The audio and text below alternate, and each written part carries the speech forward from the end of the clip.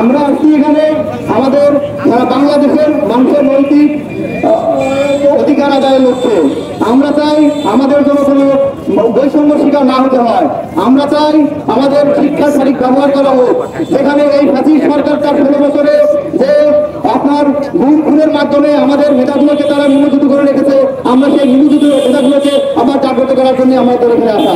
আমরা চাই আমাদের যারা প্রতিবন্ধী অসুস্থিক এরা সবাই করে তাদের সমান মর্যাদা পায়। সেখানে আমাদের কর্মসংস্থান সৃষ্টির মাধ্যমে আমরা বিদেশে সঠিকভাবে আমাদের কর্মসংস্থান সৃষ্টি করতে পারি। আমরা চাই আমাদের সঠিক শিক্ষা প্রসার হোক। আমরা চাই প্রত্যেকটা আপনার প্রত্যেক চাকরির ক্ষেত্রে আমাদের যে ঘুষ বাণিজ্য, সেই ঘুষ বাণিজ্যের বিপরীতে এসে আমরা যেন সঠিকভাবে চাকরির সঠিক মূল্যায়ন পাই। আমরা আমাদের দেশে হাজার হাজার লক্ষ লক্ষ বেকার ঘুরতেছে, আর যা এই ফ্যাসিস্ট সরকারের ক্ষতিপূরণ আমরা আমাদের এইগুলো আমাদের করে রেখেছে সরকার।